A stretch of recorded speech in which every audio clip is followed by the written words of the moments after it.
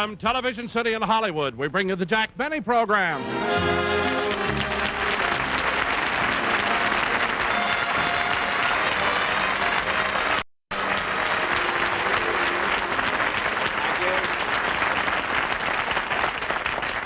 Thank you very much, ladies and gentlemen, and welcome to the Lucky Strike program. As you probably know, this is my first television show of the season, and I'm quite excited about it because last year I only did 10 shows the whole year, and this year I'm going to do 13 shows. That's 3 more than I did last year, or 486 less than Arthur Godfrey.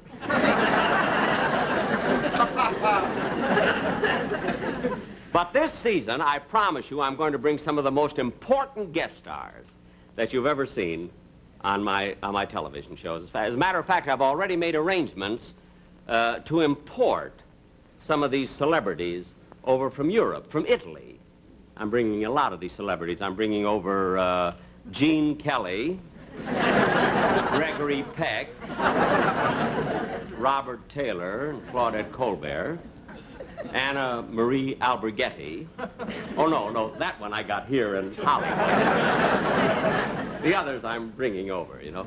And I'm also going to have this year a very, very important Broadway celebrity, Mr. Wayne Sanger.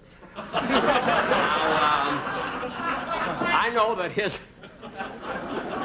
know that his name at the moment is not, you're not familiar with his name, but that as soon as you see him, you'll recognize him.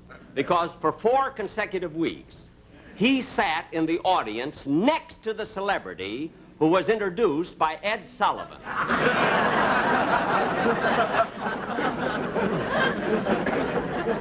His agent is an usher. Well, anyway, here I am for the first show, and I'm, one of the reasons I'm so happy is because I had, for the first time, a wonderful vacation. The most wonderful, I went to Honolulu, you know, for 3 weeks, and ladies and gentlemen, if you've never been to Hawaii, you must go.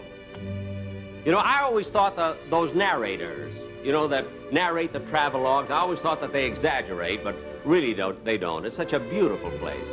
As a matter of fact, the Hawaiian Islands are really the tropical islands of enchantment. Yes, the tropical islands of enchantment, the paradise of the Pacific, Hawaii. The city of Honolulu, rising among regal palms on the curve of Waikiki Beach, the splendor of the Royal Hawaiian Hotel, and in the background, Diamond Head, wearing a majestic crown of fleecy clouds held in place by the gentle pressure of the trade winds. But out of this dream, our visitors are abruptly brought back to reality by the realization that their vacation has come to an end. But even the farewell is something to remember, Hawaii's heartwarming aloha. As the luxurious queen of the Pacific, the Lurleen, prepares to sail, there is music, flowers, and tumultuous gaiety. And here on the dock is where one of the most colorful ceremonies of the island takes place, the presentation of the leis. This is an old custom by which the natives express their feelings toward the departing visitors. First is the orchid lei, presented to those who have made friends while on the island.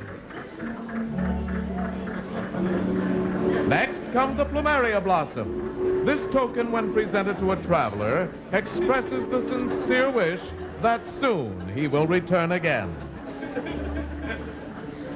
Yes, nobody leaves the island without the adornment of at least one flowery memento, for even the lei made of the common, ordinary ginger blossom is presented by the native shopkeepers to all those who have come into their stores and spent a little money.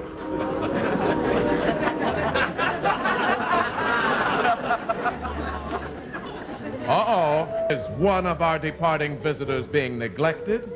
Can it be possible that of all those people with whom he frolicked away those carefree hours at Waikiki, not one of them remembered to present him with the island's most treasured... Ah, here comes someone to correct this oversight.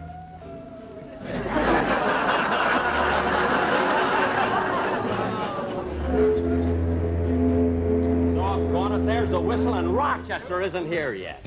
I wonder what's keeping him. Here he is. Rochester!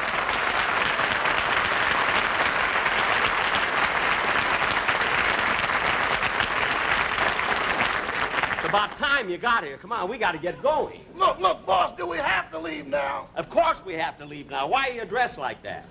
I didn't have time to change. I was a special guest at a luau. A luau? That's a Hawaiian smorgasbord. I know what it is. And anyway, why were you a special guest?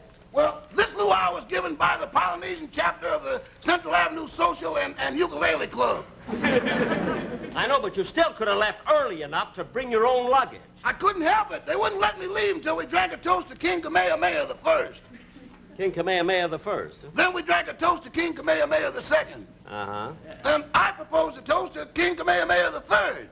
The third, huh? Which led to a toast to King Kamehameha the Fourth. Look, Rochester. Then they insisted that I drink a toast to King Kamehameha the Fifth. Well, you were certainly popular. Popular? Boss, shake hands with King Kamehameha the Sixth. Oh, for heaven's sakes. Look, Rochester. Oh, there we are. Come on, let's get the baggage and we'll go. Take your own out. Mr. Benny. Yes? I'm the manager of the Haleakala Delicatessen in Honolulu. And in honor of you having taken all your meals with us during your stay here in the islands, we'd like to present you with this. Oh, well, that's... Well, of course, I noticed that the other passengers received leis of ginger and orchids. What is this one made of? Chicken livers. Chicken livers? You better not wear it on board, boss. The seagulls will drive us crazy. Never mind. Thank you. Yes. Thank you very, very much.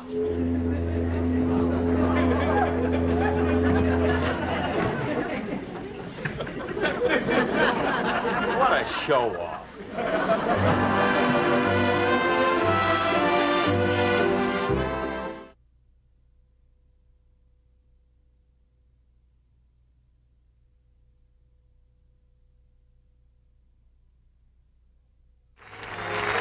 So, with her bow majestically pointing into the trade winds, the luxurious queen of the Pacific, the Lurleen, reluctantly sails from Honolulu Harbor. And as the Aloha Tower sinks behind the horizon, we bid fond farewell to Hawaii. However, our vacation has not come to an end, for we still have the luxurious voyage homeward.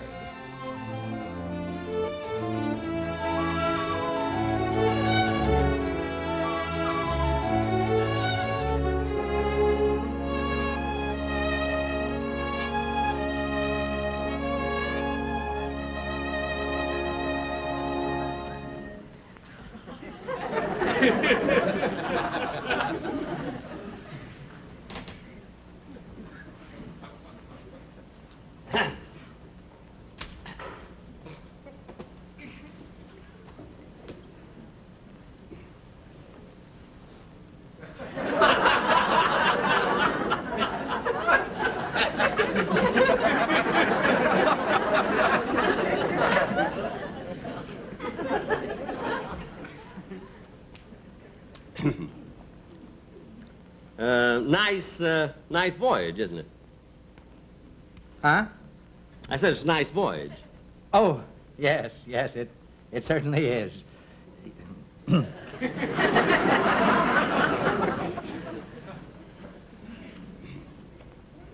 Our position is latitude 145, longitude 21.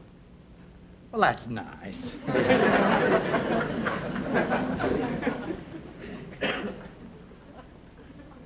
The wind, the wind is coming from the southeast at 8 knots an hour, Are you the navigator? No, but I have a Commander Corey Space Patrol compass. I ate cereal until it came out of my ears. That's how you get one of those compasses. And how long did you live in Kansas City? Oh, about 16 years. 16 years, And you graduated from high school? In 1936. 1936. Someone being interviewed there must be a celebrity of some kind. You know? Yes. Yes, yes.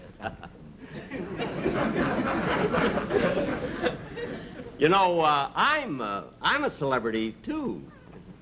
Well, I guess I'll go to my stateroom.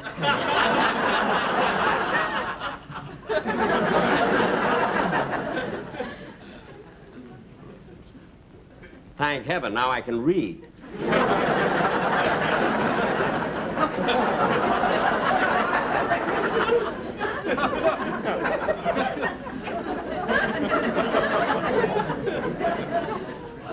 Why doesn't he take those things off? Cablegram for King Kamehameha VI.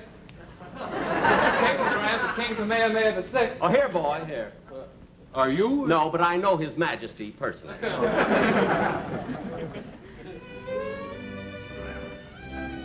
Yes, there's nothing like a trip on an ocean liner, for a voyage at sea is synonymous with romance. On shipboard, many a casual acquaintance has blossomed into true love.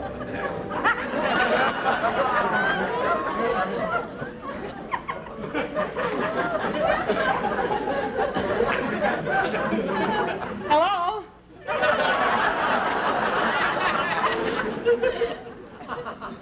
Hello. Would you like to play some shuffleboard? No, no, thank you.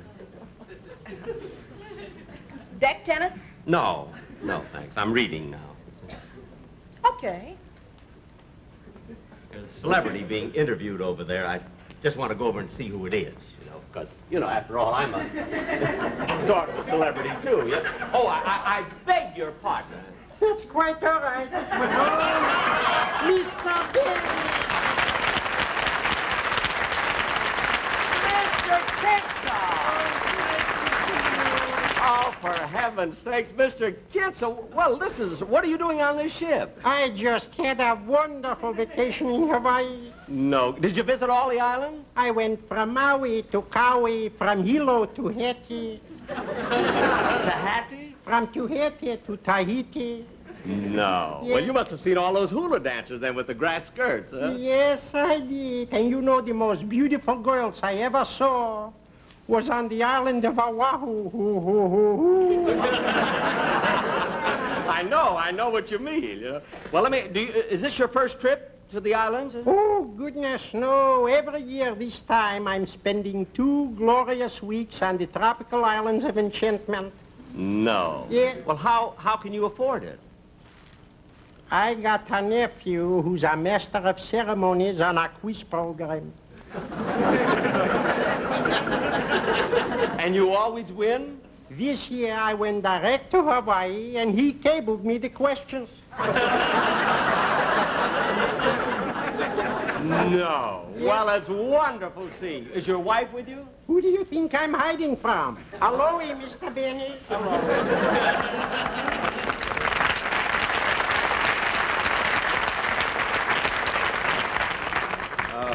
After 1944, would I be safe? How do you do? How do you do? Hello. Certainly is a nice trip, isn't it? Yes, it's Beautiful lovely. Weather and everything has been so nice. Yep. I'd like to introduce myself. I'm Jack Benny. Well, I'm Mrs. Michelson. Oh. I'm Dr. Kinsey.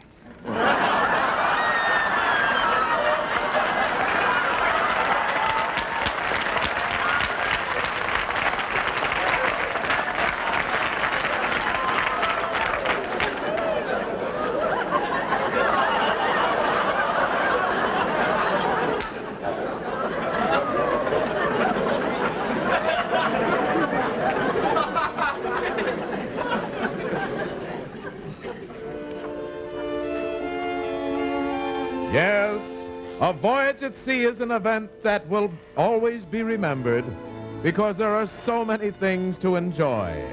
Dancing in the salon, sunbathing on the top deck, swimming in the ship's pool, and in the evening there is always a movie in the ship's lounge.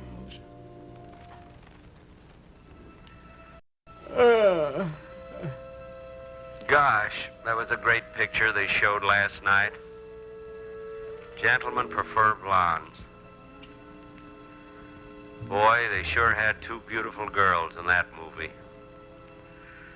Jane Russell and Marilyn Monroe. I know them both so well. Why couldn't one of them been on this trip? Here I am, alone, in a romantic mood. Gee, Marilyn Monroe. Marilyn Monroe. Don't leave, Marilyn. What? Marilyn, don't go. Marilyn. Marilyn, please don't go. Marilyn, wait.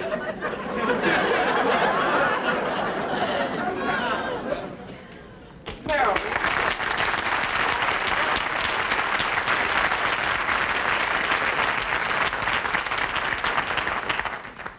Marilyn, why did you walk away from me? Why did you want to leave me? Because I can't trust myself with you. What? You're so strong and I'm so weak. And when you look at me with those big blue eyes, I understand. In the picture, all I wanted was money and diamonds. But now, for the first time, I realize that all I really want is you. Marilyn. Dream on, Mr. Benny, dream on. Marilyn. Marilyn, I'm mad about you. I'm mad about you, too, Jack. Jack? Yeah. Jack, will you do something wonderful for me that would make me very happy? Well, of course, Marilyn. I'd do anything. Anything for you. What is it? Well, in my next picture, there's going to be so many love scenes. I want you for my leading man. Oh, Marilyn, I'd love to be your leading man. Good. Now, if we can only get permission from Darryl Zanuck. Why? Who did Mr. Zanuck have in mind? Himself.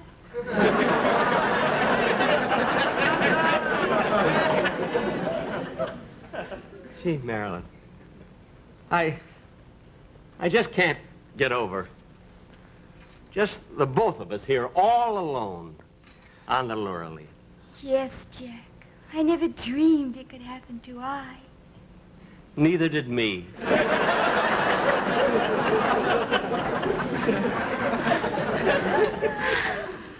Marilyn, why are you sighing? I was just thinking, Jack, how generous you are. Just so we could be alone on this trip, you chartered the Laureline for $600,000. I did? If that doesn't wake him up, nothing will. Marilyn, I know this is sudden, but will you marry me? Marry you? But look at the difference in our ages. Well, there isn't much difference, Marilyn. You're 25 and I'm 39. Yes, but what about 25 years from now, when I'm 50 and you're 39? Gee, I never thought of that. I did. You shut up! Marilyn, will you have dinner with me tonight? I'd love to, Jack. Thanks ever so. At 8 o'clock? All right, but I better be going now. Bye-bye, baby. Remember, you're my baby. When they give you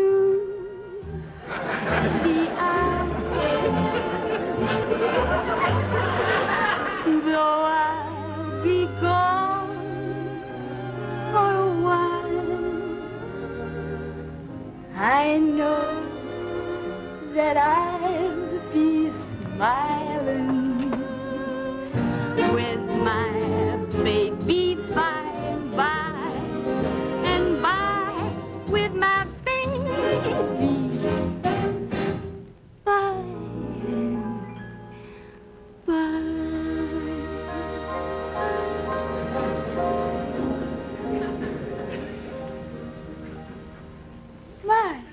strange. What's strange? I'm so crazy about you, but that kiss didn't affect me at all. That's funny. I'm a wreck. See you later, Jack. Don't forget. Marilyn, don't forget dinner tonight. I won't. At 8 o'clock. I'll remember. Marilyn, come back here a minute. Please come back. Marilyn, give me one more kiss before you go.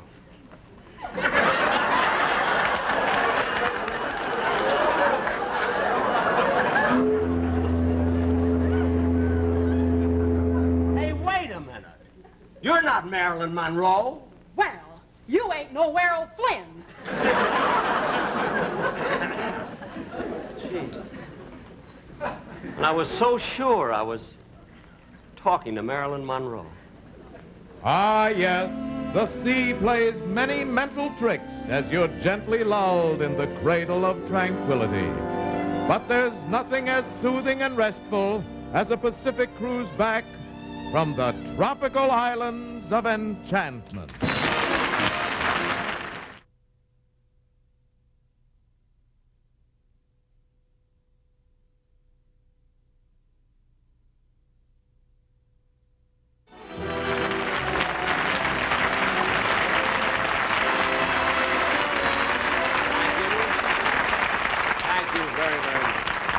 Marilyn, this is your first appearance in television, isn't it? Yes, it is, Jack. Well, I'm quite flattered that you made your first appearance on my show. I really am. Just wonderful to have you. Have you a picture that's coming out pretty soon, a new picture? I mean, we've seen Gentlemen Prefer Blondes. Another one, new one? Yes, it's called How to Marry a Millionaire. It's also in CinemaScope. Oh, it is? In CinemaScope, too? Yes. You know, I made a picture once. The horn blows at midnight. And I believe if that had been made in CinemaScope, it would have been a huge success. Well, you know, CinemaScope is very complicated. In order to put the big screen in all the theaters, they have to take out a lot of seats. Mm-hmm. Well, in my picture, they could have taken out all of the seats. Jack, What? I don't know why you're always panning the horn blows at midnight. I saw it. You did? Yes. And you don't know why I'm panning it? Did you like it? No. Well, thanks ever so. So long. Goodbye, Marilyn.